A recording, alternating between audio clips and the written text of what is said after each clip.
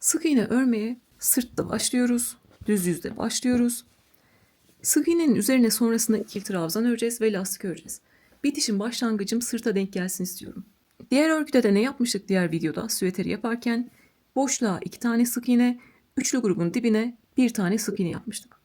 Ama ben burada fark etmeden zincirlerimi ördüm. Orada üçlü grupları zincirlerin sadece üstteki 1 tane ipini alarak yapmıştım. Buradaki ipini aldım. Üzerine 3 tane ikili trabzan yapmıştım. Burada örerken size herhangi bir şey göstermek için değil, bu şekilde girdim. Tığın üzerinde 2 ip kaldı. Onun üzerine 3 tane ikili trabzan yaptım. O yüzden buradaki üçlü grupların dibinde sadece 1 tane ip kaldı. Diğer videomuzda 2 tane ip kalmıştı. Şimdi ben buraya 1 tane sık iğne yaparsam burayı çok gerdireceğim. Örgümün yapısı bozulacak. Onu istemiyorum. Bu sefer ne yapacağız? Sık iğne örmek için tığa ilmek yaptım. Tığın başına dolamıyorum. Sırtta herhangi bir boşluktan başlıyorum. Diğerinde ne yapmıştım? Kısaca göstereceğim. 2 tane sık iğne boşluğa yapmıştım. 1 tane sık iğne de üçlü grubun dibindeki ipe yapmıştım. Burada sadece bir ip olduğu için sık iğneyi kaldırmaz. Burada büyük bir boşluk oluşur. Dediğim gibi size anlatmak için, detay vermek için yaptığım bir şey değildi.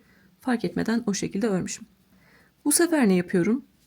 Boşluğa 3 tane sık iğne, diğer boşluğa geçiyorum. Boşluğa 3 tane sık iğne. Sadece boşluklara 3 tane sık iğne örüyorum. Örerken de elimi gevşek tutuyorum. Sık iğne bizim örgüyü toparlama şeklimizdir. Toparlamak için öreriz. O yüzden elimizi gevşek tutuyoruz ki kasma yapmasın. Biraz örüp size görünümünü göstereceğim.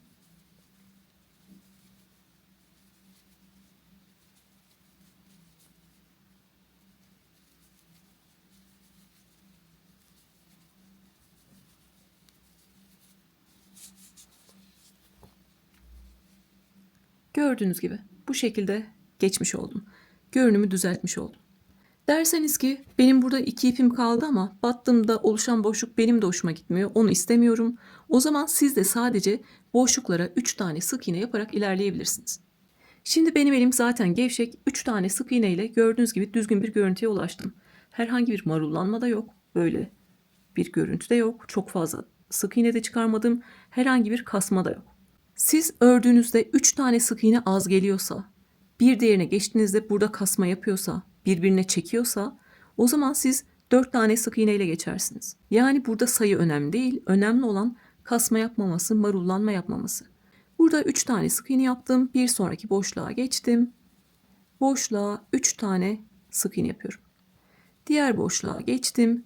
Gevşek gevşek 3 tane sık iğne yapıyorum. Yine ben elimi gevşek tutamam derseniz 3 milimle değil de 3,5 milimle yapın. Tüm sık iğnelerden bahsediyorum.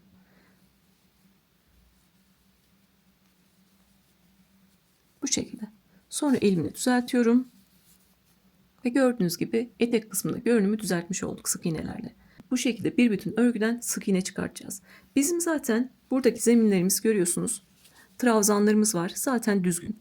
Düzgün olmayan yerler neresi? Buradaki etek kısmı. Burada yukarı doğru trabzanlar ördük. Buralardan sık iğne çıkaracağız. Buralar düzgün değil. Önemli olan buraları düzeltmek. Diğer yerlerde nerelere batacağımızı zaten biliyoruz. Bir diğer boşluğa geçtim. Son boşluğa geçtim. Gevşek gevşek 3 tane sık iğne yapıyorum. Sonra artık yukarı doğru döneceğim. Burada en son trabzanım var. Trabzanın dibine bir tane sık iğne yaptım. Aynı yere girdim. 2 tane sık iğne yaptım. Sadece köşelerde dönüşte aynı yere 2 tane batacağız ki kasma yapmasın. Örgümüzde kasma yapmasın. İçe doğru ya da dışa doğru kırılmasın. Köşede trabzanın dibine aynı yere 2 tane sık iğne yaptık. Artık yukarı doğru sık iğne çıkarmaya devam ediyoruz. Trabzanın boşluğuna girdim. Bir tane sık iğne yaptım. Tepesine girdim. Bir tane sık iğne yaptım. Burada trabzan boşluğum var. Girdim. 2 tane sık iğne yaptım. Sonra burada trabzan var. Trabzanın bir kendisine sık iğne yaptım. Bir tepesine sık iğne yaptım.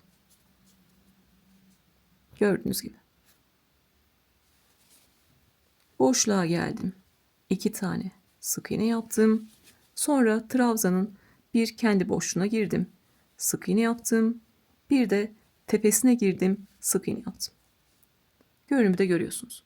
Burada bizim yanlış yapacağımız şey elimizi sıkı tutmak olur. Boşluğa geldim. 2 tane sık iğne yaptım. Trabzanın bir kendine sık iğne yaptım. Bir tepesine sık iğne yaptım. Buralarda elim düzgün gelmiş. Buradaki boşluğum küçükse bir tane sık iğne ile geçerim. Büyükse 3 tane sık iğne ile geçerim. Önemli olan buradaki gibi düzgün bir görün. Sıralı şekilde görünsün. Ne kasma olsun, ne marullanma olsun. Kaç tane gerekiyorsa o kadar sık iğne çıkartıyoruz. Tüm görünümü eşitliyoruz. Bu şekilde yukarı doğru devam ediyorum. Buradan örmeye başlamıştık. Boşluklara 3 tane sık iğne yaptık.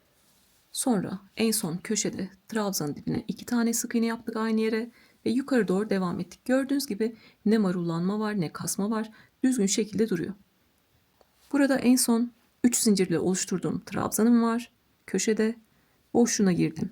Bir tane sık iğne yaptım. 3. zincire giriyorum. 2 tane sık iğne yapıyorum. Aynı yere 2 tane sık iğne yapıyorum. Bu şekilde köşelerde kavis veriyoruz. 2 zincirle kavis veriyoruz. 3. zincirin içine 2 tane sık iğne yaptım. Sonrasında görüyorsunuz trabzan tepeleri var. 2. trabzanın tepesine bir tane sık iğne. 3.'ünün tepesine bir tane sık iğne. Bir zincirlik boşluğa geliyorum. Bir tane sık iğne ve trabzanlar var. Sırasıyla trabzanların tepesine bir sık iğne. Düzgün olan zeminde trabzanların tepesine bir sık iğne yapıyoruz.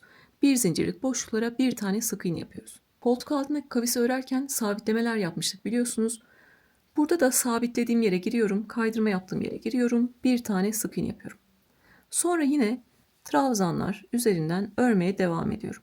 Her bir trabzan üzerine bir tane sık iğne, bir zincirlik boşluğa bir tane sık iğne. Kavis yerlerinde kaydırma yaptığım yerlere de bir tane sık iğne yapıyorum.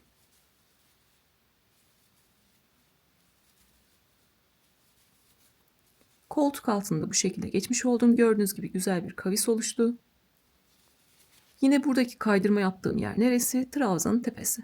Oraya da bir tane sık iğne yapıyorum. Sonra artık yine ikili trabzan boşluklarımız var. Bu şekilde ve trabzanlarımız var. Yine aldığı kadar 2 tane sık iğne de yapabilirim, 3 tane de yapabilirim ya da çok dar olmuştur, elim sıkı gelmiştir, bir tane de yapabilirim. Bu şekilde yukarı doğru ilerliyoruz. Motif birleşim yerine kadar geliyoruz. Omuz motiflerinin birleşim yerine kadar geldim.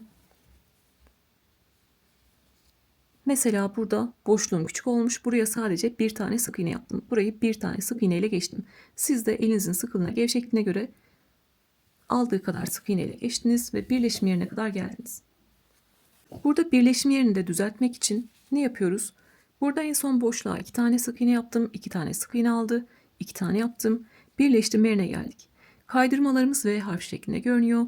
İlk V harfinin ortasına batıyorum. Siz de dikiş yaptıysanız dikiş yerinin ortasına batıyorsunuz. Bir tane sık iğne yapıyoruz. Birleştirme yerinde bu şekilde geçmiş oluyoruz. Sonra trabzanın tepesine bir sık iğne ve kendi boşluğuna bir sık iğne yapıyorum. Burada köşe boşluğuna batmayacağım. Trabzanların üzerinden devam ediyorum.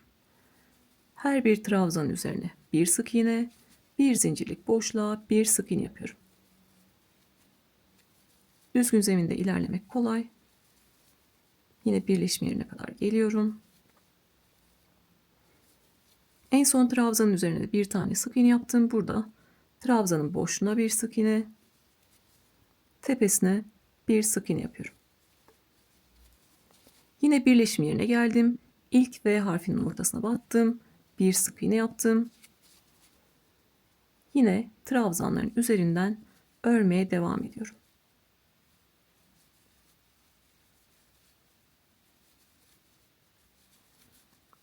Birleşim yerinde bu şekilde geçmiş olduk. Buradaki zeminimiz düzgün. Birleşim yerine kadar yine ilerleyelim. Bu şekilde iki motifin birleşim yerini nasıl geçeceğiz? Köşe boşluğuna bir sık iğne, birleşim yerine bir sık iğne ve köşe boşluğuna bir sık iğne ile geçiyoruz. Bu şekilde. Birleşme yerinde bu şekilde geçtik. Trabzanların üzerine bir sık iğne, bir zincirlik boşlukları bir sık iğne yapalım. Koltuk altı kavisinde ne yapıyoruz? Kaydırma yerlerini bir sık iğne yapıyoruz. Sonra trabzanların üzerinden devam ediyoruz. Yine diğer tarafta ne yaptıysak bu tarafta da aynı şekilde devam ediyoruz. Kaydırma yerine bir sık iğne, sonra trabzanların tepesiyle devam ettik. En son yine kaydırma yerine bir sık iğne yaptık. Boşluğa bir sık iğne ve bu şekilde devam ediyoruz. Ve köşeye kadar geliyoruz. Köşede de değişen bir şey yok. Sadece 2 tane sık iğne yapacağız ama orayı da göstermek istiyorum yeni başlayanlar için. Bu şekilde devam ettim. Gördüğünüz gibi koltuk altında düzeltmiş olduk. Köşedeki 2 zincirlik boşluğa 2 tane sık iğne yapıyorum.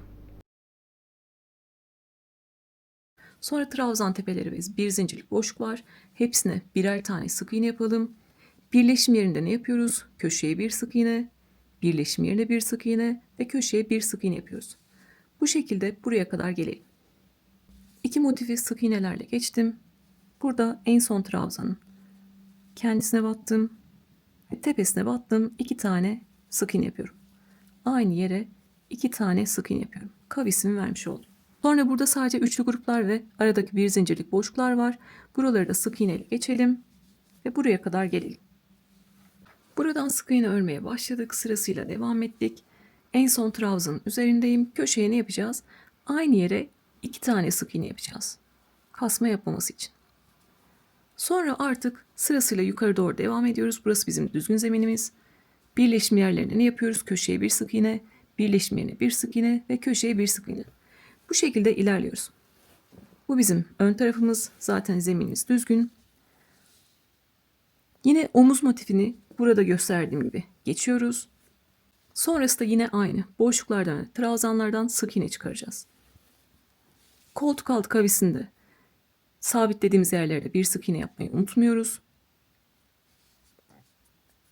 Köşeye kadar geldik. Köşede tepeye ne yapıyoruz? 2 tane sık iğne yapıyoruz ki kavis veriyoruz. Sonra aşağıya doğru ilerliyoruz. Burada zincirlerimizi kestiğimiz yere kadar gelelim. En son trabzanın tepesine bir sık iğne, kendisine bir sık iğne yaptım. Dibine geliyorum. 2 tane sık iğne yapıyorum. Birinci sık iğne ve ikinci sık iğne. Elimi gevşek tutmayı unutmuyorum.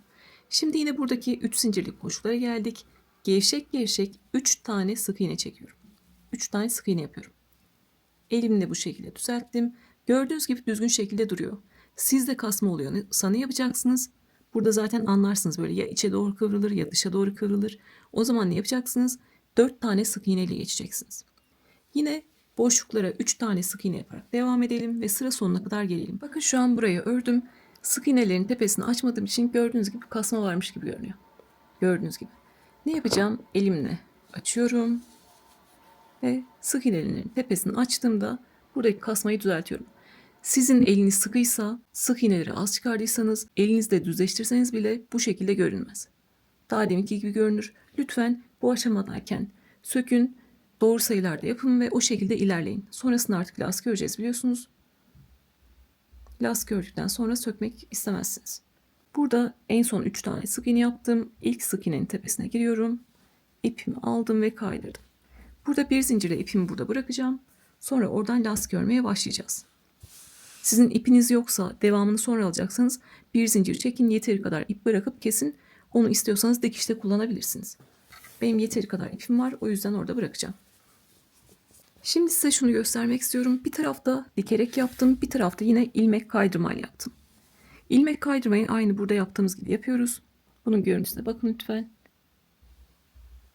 Yine sıra sonunda yedirmeler yaptık. İki parçamızın boyu eşit ama sayıları eşit değil. Burada düzgün bir zeminimiz var.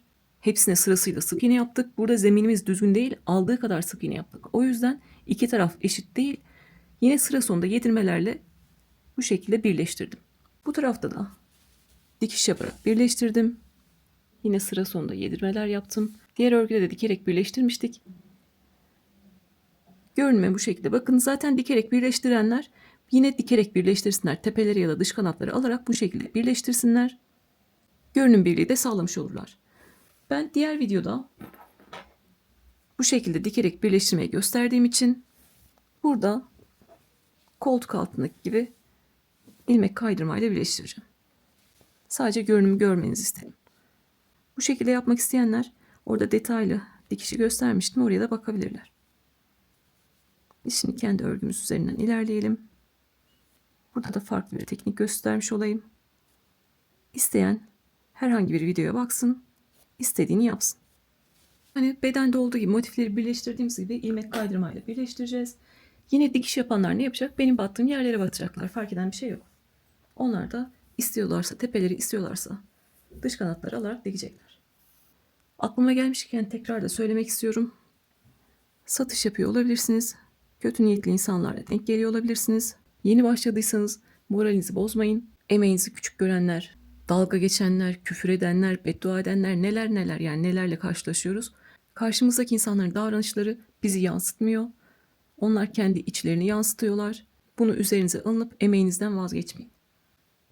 Emin olun hiç tanımadığınız insanlar emeğinizin karşılığını verecek. Çok güzel yerlere geleceksiniz. Bir zincirle bir ilmek oluşturdum. Köşede aynı yere 2 tane sık iğne yapmıştık biliyorsunuz. İkinci sık iğneye giriyorum. Buradaki sık iğneyi bıraktım. İkinci sık iğneye girdim. İlmeği aldım, oradan geçirdim. Bu tarafta da yine eşit şekilde ilerliyoruz. Birinci sık iğneyi bıraktım, ikinci sık iğneye girdim ve ilmekten kaydırdım. Yukarı kadar karşılıklı sık iğneleri almaya devam ediyoruz. Buralara kadar geldiğimizde, herhangi bir yere geldiğimizde burada bekleyeceğiz. Sonrasında artık beraber orada yedirmeler yapacağız. Şimdi aşağıdan yukarı doğru karşılıklı sık iğnelerin iç kanatlarını alarak ilerleyelim ve buralara kadar bir yerde bekleyin. Ben de en son burada bekleyeceğim. Sonra beraber ilerleyeceğiz. Karşılıklı kaydırmalarla devam ettim. Buraya kadar geldim. En son burada birinci sık iğneye kadar 1, 2, 3, 4, 5, 6, 7, 8. Birinci sık iğne de dahil 8 tane tepem var burada. 1, 2, 3, 4, 5, 6. 6 tane tepem var. Demek ki ne yapacağım? 2 yerde yedirme yaparak sayıları eşitleyeceğim. Fazla olan tarafta sırasıyla ilerleriz. Eksik olan tarafta aynı yere 2 kere batarız. Yedirmeyi eksik olan tarafta yaparız. Bunu başka örgülerde de kullanabilirsiniz. Sağda sırasıyla devam ediyorum. Sık iğnenin iç kanadı, bu tarafta da sık iğnenin iç kanadı. Sağda sırasıyla devam ediyorum. Sık iğnenin iç kanadı, solda aynı yere bir kere daha girdim. Yedirme yaptım. Sağda sırasıyla devam ettim. Solda sırasıyla devam ettim. 2 kere battıktan sonra sırasıyla devam ediyoruz. Sağda sırasıyla devam ettim. Solda sırasıyla devam ettim. Sağda sırasıyla devam ettim. Solda burada bir kere daha yedirme yapmak istiyorum. Sağda bir sonrakine battım. Solda aynı yere battım. Şimdi bakıyorum. Bir tane trabzan, bir tane sık iğne. Burada da 2 tane sık iğne kaldı. Sayıları eşitlemiş oldum. Gördüğünüz gibi köşedeki birinci sık iğneler karşılıklı denk gelmiş oldu. Bunda sıra sonuna doğru yapıyoruz ki koltuk altına belli olmasın. Zaten çok belli olan bir şey değil ama yine de koltuk altına doğru olsun. Buradan yapıyorum. Bir zincir çekip yeteri kadar ip bırakıp kesiyorum. İki tarafta da ilmek kaydırmayla birleştirmiş oldum. Aynı burada gösterdiğim gibi diğer tarafta da yapıyoruz. Şimdi artık kabaca süveterimiz oluşmuş oldu. Şöyle geniş açıdan göstereceğim. Gördüğünüz gibi kabaca hazır olmuş oldu. Artık ne yapacağız? Etekten bir sıra ikili trabzan geçeceğiz. Onun üzerine lastik öreceğiz. Lastik örmeyi etekte öğreneceğiz. Sonra kolda ve yakada aynısını yapacağız.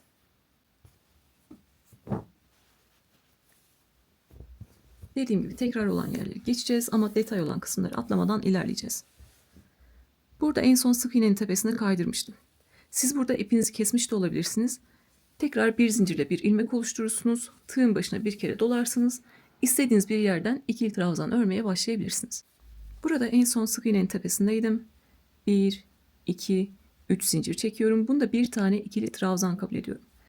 Yapacağım işlem aşağıdaki her bir sık iğnenin tepesine bir tane ikili trabzan yapmak. Bu şekilde. İkili trabzan yapmayı biliyoruz. Tığın üzerinde 3 ilmek var. İkisini birlikte aldık. Bu şekilde koltuk altındaki birleşim yerine kadar devam ediyoruz. Her bir sık iğnenin üzerine bir tane ikili trabzan yapıyoruz.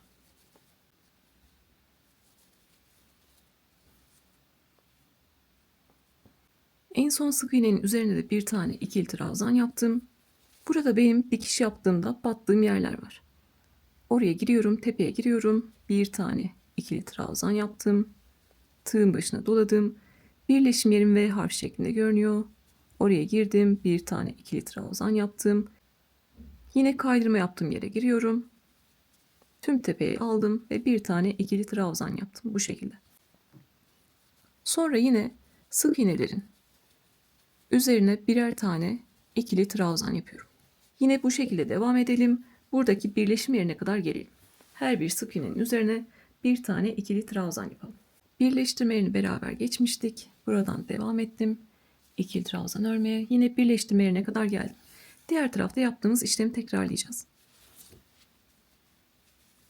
En son sık iğnenin üzerine de bir tane ikili trabzan yaptım. Burada kaydırma yaptığım yerler var. Sadece iç kanatları almıştım. O yüzden burada bir boşluk görünüyor gördüğünüz gibi. Onu istemiyorum. O yüzden ne yapacağım? Tüm tepeyi alıyorum. Bu arada da buradaki ipi de gizlemek istiyorum. İpin üzerine aldım ve ikili trabzan yaptım. Sonra birleşim yerine V harfinin ortasına battım. Bir tane ikili trabzan yaptım.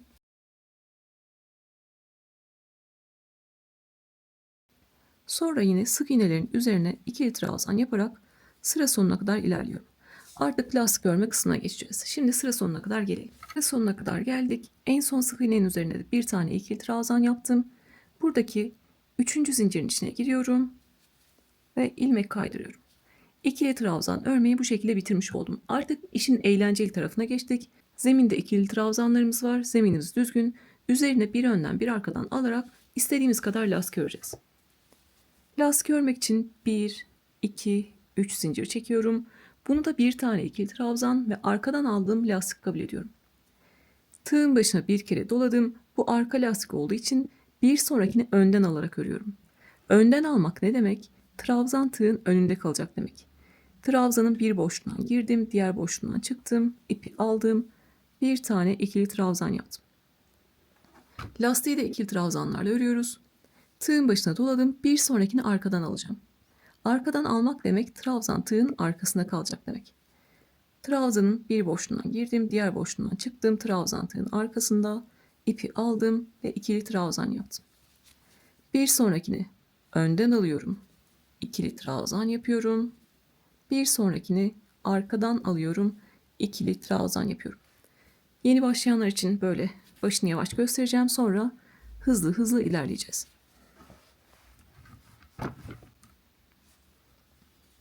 En son arkadan aldım, bir sonrakini önden alıp örüyorum.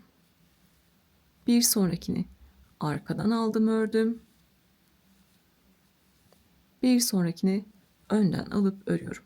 Sıra sonuna kadar hiçbir şey fark etmiyor. Sırasıyla ne denk geliyorsa önden arkadan alarak örüyorum. Gördüğünüz gibi 3 zinciri arka lastik kabul etmiştik. Ön, arka, ön, arka, ön, arka, ön, arka, ön. Bu şekilde bir önden bir arkadan alarak ilerliyoruz. Devam ediyorum. Arkadan aldım, ikili trabzan yaptım. Önden aldım, ikili trabzan yaptım. Arkadan aldığımda trabzan tığın arkasında, önden aldığımda trabzan tığın önünde. Bu şekilde sıra sonuna kadar geliyoruz. Sıra sonunda yine bir detay var, orayı göstereceğim. Ondan sonra artık üst üste kaç sıra öreceksek o kadar örüyoruz. Ben diğerinde yanlış hatırlamıyorsam 5 sıra örmüştüm. Yine bakacağım, gözüme hoş gelen şekilde kaç sıra örmem gerekiyorsa öreceğim. Siz de istediğiniz kalınlıkta öreceksiniz. Şimdi sıra sonuna kadar gelelim. Trabzanları bir önden bir arkadan alarak bir bütün şekilde dolandım. Başlarken 3 zinciri arka lastik kabul etmiştik. O yüzden en son trabzanı da ön lastik olarak örmeliyiz ki ön, arka, ön diye devam edebilsin. Burada benim en son trabzanım ön lastik olarak denk geldi. Denk gelmeyenler olabilir. Benimki de denk gelmeyebilirdi. Bu bizim yanlış ördüğümüzden değil, trabzan sayıların çift ya da tek sayı olmasıyla alakalı. Diğer örgülerde de denk getiremeyebiliriz. Burada nasıl telafi ediyoruz? Benimki burada denk geldi ama denk gelmeseydi ne yapacaktım? 10 kadar lastiği söküyorum. En son ön lastikle bırakıyorum. En son önden aldım, ördüm ve orada bıraktım. En son ördüğüm lastik ön lastik olsun diye Bir kereliğine 2 tane trabzanı arkadan alıp örüyorum. Tığın başına doladım. İkisini arkadan alıp öreceğim ama birinin ipinden biraz aldım, birinin ipinden biraz aldım. Bu şekilde arka lastik olarak ördüm. İkisinin ipinden de biraz alarak iki trabzanı birbirine yaklaştırmış oldum. Sanki tek bir trabzanmış gibi görünüyor. Sonra yine önden arkadan alarak örmeye devam ediyorum. Bu şekilde. Sıra sonunda en son ördüğünüz trabzanın ön lastik olarak kaldığını göreceksiniz. Benimki zaten denk gelmişti. Sıra sonuna kadar devam ediyorum. Lastiğimiz zaten hep artık kendisini tekrar edecek bu sıradan sonra. İstediğimiz kadar öreceğiz. En son önden aldım, ördüm. Üçüncü zincirin içine kaydırıyorum. Burada sıkı şekilde kaydırıyorum ki arada bir boşluk görüntüsü olmasın. Sıra sonumuz ve başlangıcımız değişmeyecek. Sıra sonunda üçüncü zincirin içine kaydıracağım. Bir üst sıraya başlarken 3 zincir çekeceğim. Bir üst sıra için 1, 2, 3 zincir çektim. Tığın başına doladım. Artık işimiz çok kolay. Önde gördüğümü önden alıp örüyorum. Arkada gördüğümü arkadan alıp örüyorum. Ön lastiği önden aldım, ördüm. Arka lastiği arkadan aldım, ördüm. Bu şekilde lastik görüntümüz de iyice derinleşmiş oluyor. Arkadakini arkadan aldım, ördüm. Öndekini önden aldım, ördüm. Bu şekilde. Önde olan trabzan örgünün önünde görünüyor. Arkada olan trabzan çukurda görünüyor. Arkada görünüyor. Biraz daha örüp mantığını size söyleyeceğim. Artık istediğimiz sıra sayısı kadar öreceğiz. Arkadakini arkadan, öndekini önden. Sıra sonuna kadar aynı şekilde ilerliyoruz. Sıra sonunda önden aldığımız trabzanı da önden alıp örüyoruz. Üçüncü zincirin içine kaydırıyoruz. Bu sırayı bitiriyoruz. Bir üst sıraya başlamak için tekrar 3 zincir çekiyoruz. Önde olanı önden, arkada olanı arkadan alıp örüyoruz. Sıra sonuna geldik. Üçüncü zincirin içine kaydırdık. Bir üst sıra için 3 zincir çektik. Önde olanı önden, arkada olanı arkadan aldık, ördük. Şimdi bu lastiği neye göre öreceğiz derseniz, lastik görüntüsü biraz da bizim zevkimize bağlı. İnce bir lastik görünüm seviyorsanız 2 sıra ya da 3 sıra örüp bırakabilirsiniz. Bu şekilde örüp bırakabilirsiniz. Ya da daha kalın seviyorsanız, ben daha kalın lastikler seviyorum. Genelde 4-5 sıra örüyorum. Ben de kendi istediğim sıra sayısı kadar öreceğim. En sonunda sıra sonunda beraber düzgün bitiş yapacağız. Siz de istediğiniz sıra sayısı kadar örün. Zaten kabaca süveterimiz oluştu. Üzerinize geçirin. İstediğiniz noktadaysa, kalınlığını beğendiyseniz artık siz de benimle beraber düzgün bir bitiş yapın. Sonra kollardan lastik geçeceğiz, yakadan lastik geçeceğiz ve süveterimizi bitireceğiz. Şimdi artık burada sıra sonunda buluşalım. Ben lastik kısmını örmeye devam ettim.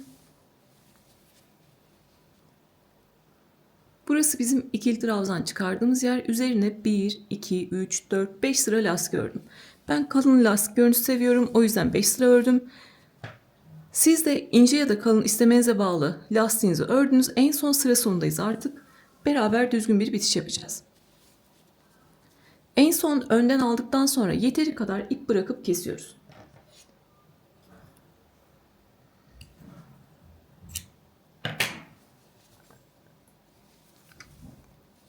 En son ön lastiği ördük. Yeteri kadar ip bırakıp kestik. Burada da yine motiflerde yaptığımız gibi düzgün bir bitiş yapacağız. 3 zinciri atlıyorum. İlk ördüğüm ön lastiğin tepesine arkadan giriyorum. Tüm V harfini aldım. İpi alıp arkaya çekiyorum. Burada da en son ördüğüm ön lastik var. Onun da sadece arka kanadına giriyorum. Örgünün arkasındaki kanada girdim. İpi aldım ve arkaya çektim. Bu şekilde gördüğünüz gibi 3 zincirin tepesinde oluşturmuş olduk. Tüm görünümüz artık V harfi şeklinde görünüyor. İpimizi arkada yine gizliyoruz. Bir zincirle sabitlemeyi unutmuyoruz. Burada ipi çok fazla çekiştirmiyorum ki oradaki oluşturduğum tepe daralmasın. Bir zincirle sabitledim. Artık ördüğüm lastik kısmının içinde, iplerin içinde gizliyorum. Bedendeki lastik kısmını bitirdik. Artık kola geçeceğiz. Kolda yine ben sizin için diğer örgülerde yaptığım gibi bir tane kolu hazırladım. Onun üzerinden ilerleyeceğiz. Bir kolu nasıl yapıyorsak diğerini de aynı şekilde yapacağız. Kolu da örmek çok kolay. Sadece bir iki tane detay vereceğim. Sonra hızlı hızlı ilerleyeceğiz.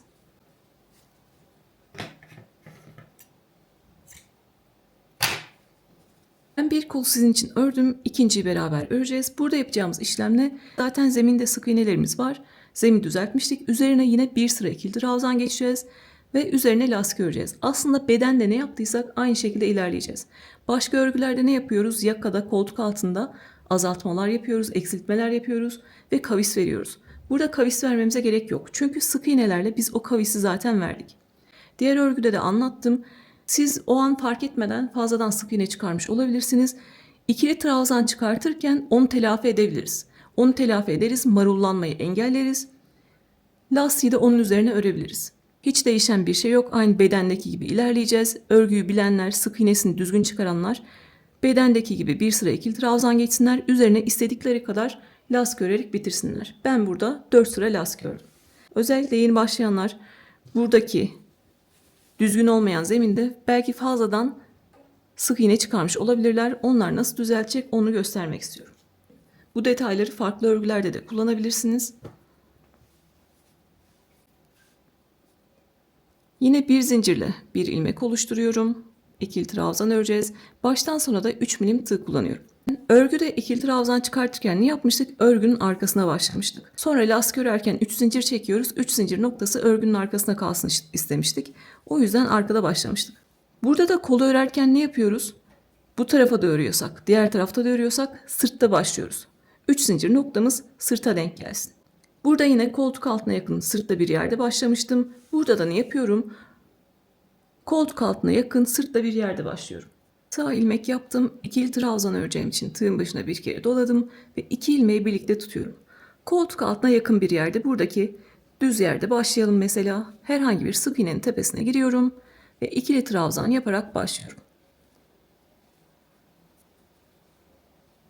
Sırasıyla her bir sık iğnenin üzerine ikili trabzan yapıyorum.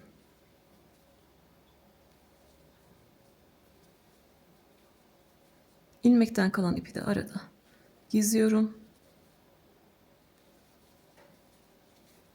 Bu şekilde. Gördüğünüz gibi burada zaten üçlü gruplarımız var. Burada üçlü gruplarımız var. Arada zincirlerimiz var. Buradan zaten bizim fazladan sık iğne çıkarma şansımız yok. Her birinin üzerine birer tane yaptık. Nerelerde yanlış yapabiliriz? Buralarda. Şimdi oralara kadar gelelim. Mesela buradaki boşluğa kadar gelelim. Yukarı kadar geldim. Burası zaten düzgün zemindi. Buralardan diyelim ki fazla sık iğne çıkardım. Burada 2 tane çıkarmam gerekiyordu ama fazladan 3 tane çıkarmışım. O zaman ne yaparız? Orada eksiltme yaparız.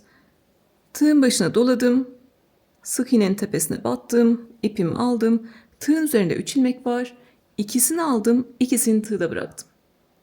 Tığın başına doladım. Bir sonraki sık iğnenin tepesine giriyorum.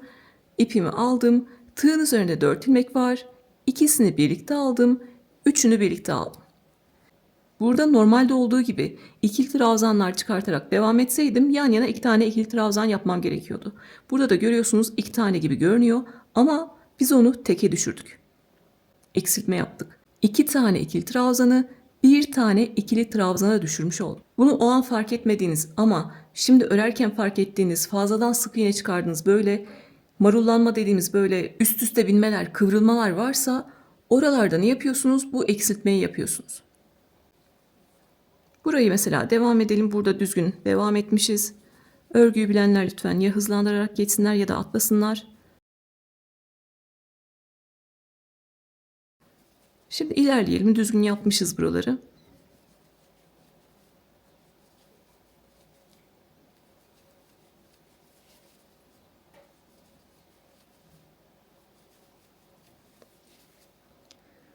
Yine buradaki boşluğa geldim. 2 tane sığacakken 3 tane yapmışım.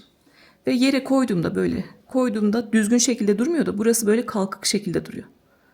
Marullanma olmuş yani. Orada bir dalgalanma var. O zaman ne yapacaksınız? Marullanmayı da niye düzeltiyoruz? Şimdi böyle görünen, yukarıda görünen, dalgalı görünen şey ben lastik ördüğümde de dalgalı görünecek. Bizim zeminimiz ne kadar düzgün olursa lastik o kadar güzel olur. Lastiğimizde sıkıntı varsa demek ki ikili trabzan sırasında sıkıntı var demektir. Eksiltmeyi bir kez daha göstereceğim, sonra hızlı hızlı ilerleyeceğiz. Tığın başına doladım, bir sonraki sık iğnenin tepesine girdim, ipi aldım, tığın üzerinde 3 ilmek var, ikisini aldım, ikisini tığda beklettim. Tığın başına doladım, bir sonraki Sık iğnenin tepesine girdim, ipi aldım. Tığın üzerinde 4 ilmek var. İkisini birlikte aldım, ikisini birlikte aldım. Gördüğünüz gibi burada 2 tane ikili trabzan görünüyor ama aslında bir tane tepe var. Biz onu 1'e düşürdük. Sonra lastik örerken de ne yapacağız? Yine bir önden bir arkadan alırken bu trabzanları ön denk geliyorsa önden, arka denk geliyorsa arkadan alıp öreceğiz. Çünkü artık bu 2 tane ikili trabzan değil, bir tane ikili trabzan. Bu şekilde. Önden denk geliyor, arkadan denk geliyorsa bu şekilde, önden denk geliyorsa bu şekilde alıp öreceğiz. Onu artık bir tane ikili trabzan olarak sayacağız. Bu şekilde marullanmanız varsa düzeltebilirsiniz. Tekrar lütfen şu an elinizde bakın. Yere bu şekilde serin. Özellikle yeni başlayanlar. Gördüğünüz gibi herhangi bir marullanma yok. Nerede dalgalı görüntü varsa orada eksiltmenizi yapın. O şekilde devam edin.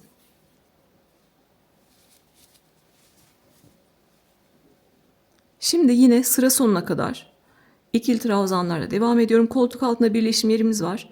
Orayı yine beraber geçelim. Bu azaltma tekniğini başka örgülerde de gösteriyorum. Bana Instagram'dan örgülerinizi fotoğraflı olarak atıyorsunuz. Özellikle yeni başlayanlar atıyorlar. Lastik dalgalı olmuş. İkili trabzan sırasına kadar sökmelerini istiyorum. Tekrar fotoğraf atıyorlar. Bir bakıyoruz ikili trabzan sırasında bir yerde dalgalanma var. Orada aynı şeyi gösteriyorum. Hangi videoda yaptıysam onu atıyorum. Şurada şöyle düzeltmiştik diye. Aynısını yapıyorlar. Sonra örülmüş haliyle, düzelmiş haliyle tekrar atıyorlar. Diğer örgülerde de aynı tekniği kullanmış oluyorlar. Örgüde düzeltilmeyecek bir şey yok. Bu ikili trabzan sırasını düzgün ördükten sonra lastiği de düzgün öreceksiniz. Ama lastiğe geçtikten sonra artık düzeltme şansımız yok. Önemli olan bu sıranın düzgün olması. Şimdi artık sıra sonuna kadar gelelim. Buradan örmeye başlamıştık. İkili trabzanlar çıkartarak devam ettik.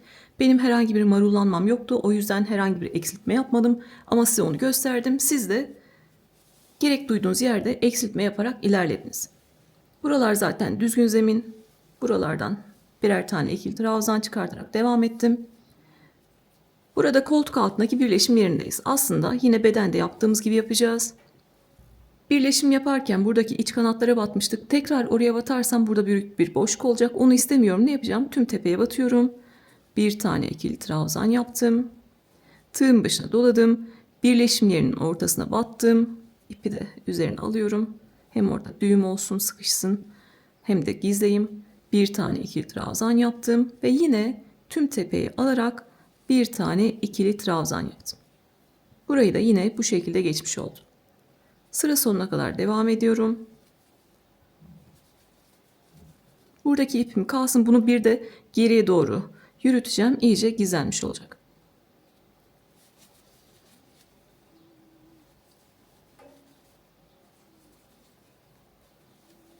Bu şekilde. Sıra sonunda ne yapıyorum? İlk ikili trabzanın tepesine kaydırıyorum. 1, 2, 3 zincir çekiyorum. Bedende olduğu gibi lastik örüyorum. Sırasıyla bir önden aldım. İkili trabzan yaptım. Bir arkadan aldım. İkili trabzan yaptım. Bir önden aldım. İkili trabzan yaptım.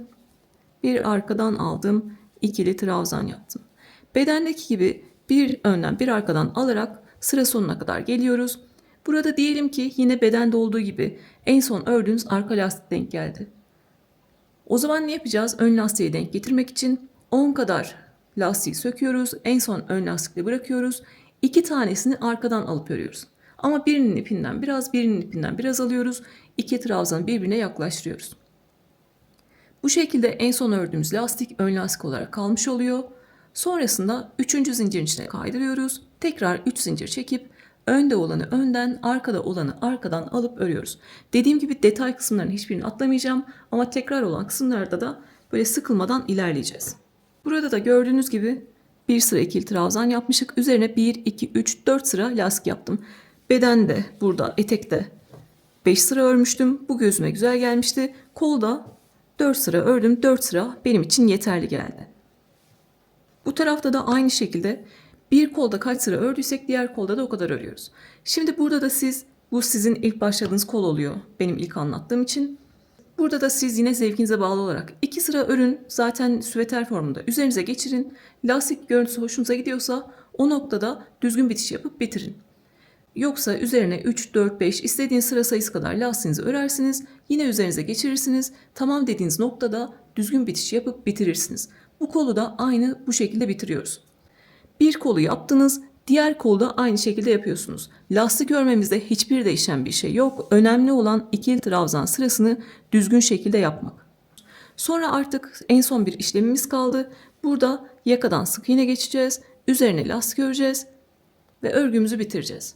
Normalde diğer örgüde de öyle, başka örgülerde de öyle. Buraları örer bitirir. Ondan sonra diğer tarafa geçerim. Bir sonraki aşamaya geçerim. Ama çok fazla ışık değişikliği oluyor. Havanın kapalı olmasından dolayı yakada da ışığı kaçırmak istemiyorum. O yüzden ben burayı sonra bitireceğim. Aynı burada olduğu gibi 4 sıra lastik örüp düzgün bitişle bitireceğim. Burayı bitmiş gibi düşünebilirsiniz. Siz de bir tane kolu yaptınız, diğerini de yaptınız. Artık yakaya geçtiniz. Yakaya geçtiğimizi düşünelim.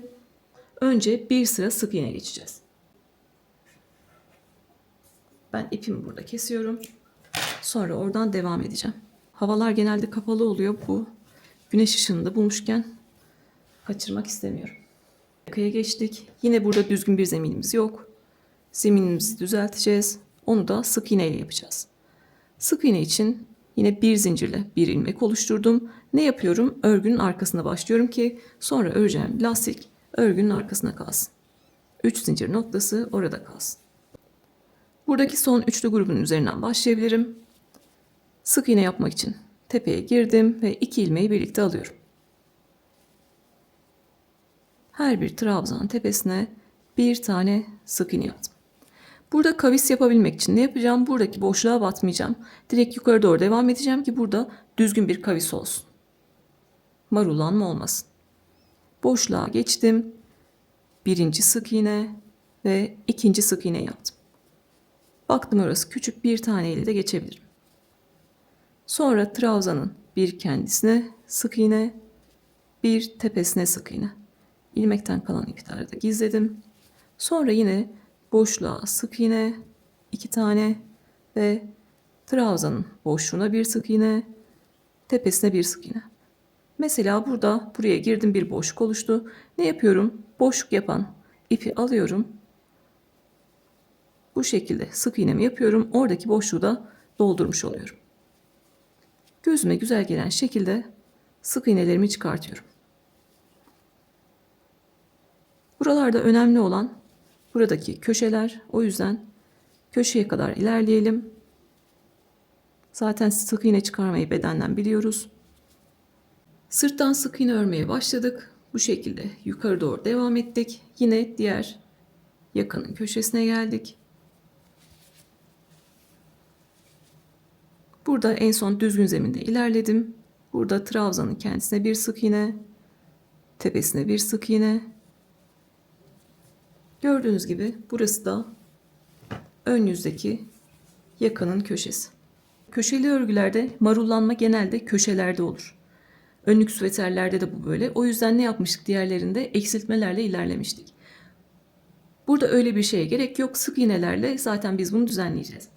Burada yanlış yapabileceğimiz şey köşelerde fazladan sık iğne çıkarmak. O yüzden ne yapacağız? Buralara geldiğimizde tam köşenin olduğu yere geldiğimizde birleştirmenin olduğu yere batmıyorum. En son trabzanın üzerinden devam ediyorum. Sonra yine bir zincirlik boşluğa bir sık iğne ve trabzan tepelerine bir sık iğne.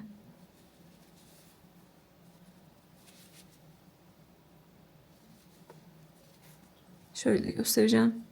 Gördüğünüz gibi. Buradan da sık iğne çıkarsaydım fazla olacaktı. İkili trabzan ördüğümde zaten üst üste gelecekti. Lastik de kötü olacaktı. Burası zaten düzgün zemin, köşede. Birleşme yerine nasıl ilerliyoruz? Köşeye bir sık iğne, birleştirme yerine bir sık iğne ve köşeye bir sık iğne. Bu şekilde. Burada da yine buradan devam ettik. Burada köşeye kadar gelelim. Yine köşeye kadar geldik. Sizin sıra sayılarınız değişik olabilir. Belki benim buradaki battığım ya da batmadığım yerler sizde farklı olabilir köşelerde. Ama mantığı anladınız. Buradan fazladan sık iğne çıkarmıyoruz. O yüzden boşluğu atlamak istiyorum. Burayı atlamak istiyorum. Ne yapacağım? Boşluğa değil de buradaki trabzanın tepesine giriyorum. Oraya bir sık iğne yapıyorum. Buraya batıp da direkt yukarı doğru çıkmadım da trabzanın tepesine batarak burada bir kavis vermiş oldum. Sonra birleşim yerine battım. Bir tane sık iğne yaptım ve yine trabzanın tepesine bir sık iğne, kendisine bir sık iğne ve düzgün zeminde ilerliyorum. Trabzanların üzerine bir sık iğne, bir zincirlik boşluğa bir tane sık iğne. 3 tane köşe noktasını geçtik. Son bir tane kaldı. Onu da yine beraber geçelim. Oraya kadar ilerleyelim. Sık iğnelerimizi çıkartalım. Orayı da beraber geçelim. Yine burada da en son köşeye geldim. Burada benim son boşluğum vardı. Oraya 2 tane sık iğne yaptım. Burada da yine boşluk var. Ne yapacağım? Kavis vermek için boşluğa batmıyorum. Trabzan tepelerinden sık iğne çıkartarak devam ediyorum. Fazladan sık iğne çıkarmak yok köşelerde. En düzgün görüntüyü bu şekilde sağlayabiliriz. Bu aşamada da baktınız bir üst sırada fark etmediğiniz dalgalanmalar var. Zaten kolda göstermiştim. Dalgalanmanın olduğu yerde ne yaparsınız? 2 trabzanı biri düşürürsünüz. Eksiltmelerle orada düzeltme yapabilirsiniz.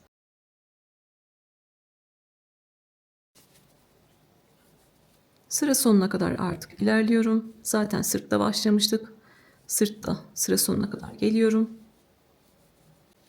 Bundan sonrası artık aynı. Sıra sonunda bir zincirlik boşluğa bir tane sık iğne yaptım.